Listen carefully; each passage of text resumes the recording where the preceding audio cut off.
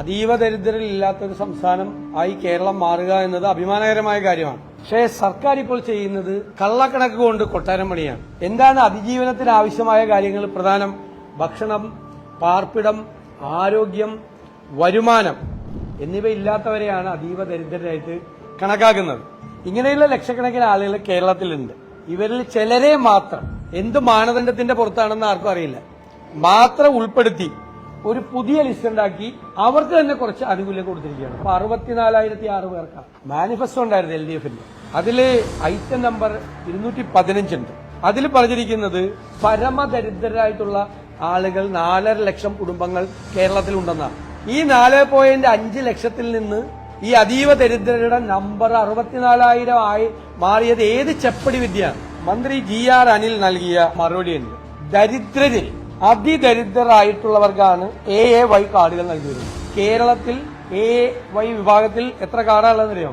5,95,800 പേരുണ്ട്. അവരെല്ലാം ദാരിദ്ര്യ രേഖയിൽ നിന്നും ഈ അതീവ ദാരിദ്ര്യത്തിൽ നിന്നും മാറിയെങ്കിൽ കേന്ദ്ര ഗവൺമെന്റ് കൊടുക്കുന്ന പ്രത്യേക റേഷൻ നിർത്തുമെന്നാണ് ഇപ്പോൾ സാമ്പത്തിക വിദഗ്ധരും സാമൂഹ്യ രംഗത്ത് പ്രവർത്തിക്കുന്ന പ്രഗത്ഭരുമായിട്ടുള്ള ആളുകൾ കൊടുത്തിരിക്കുന്ന, സർക്കാരോട് കൊടുത്തിരിക്കുന്ന കത്തിൽ പറഞ്ഞിരിക്കുന്നത്. 64,000 പേർക്ക് ആനുകൂല്യങ്ങൾ കൊടുക്കുന്നതിൽ ഒരു തെറ്റില്ല.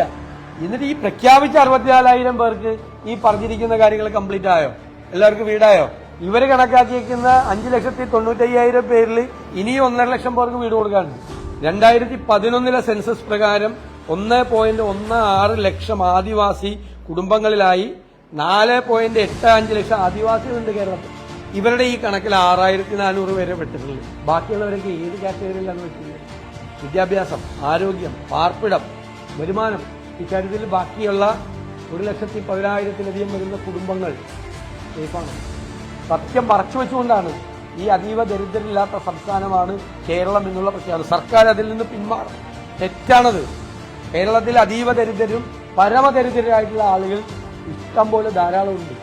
അത് സ്റ്റാറ്റിസ്റ്റിക്സ് ഡിപ്പാർട്ട്മെന്റിന്റെയും പ്ലാനിംഗ് ബോർഡിനെ കൊണ്ട് മാനദണ്ഡങ്ങൾ നിശ്ചയിച്ച് അത് എത്രയാണെന്ന് നിശ്ചയിക്കണം.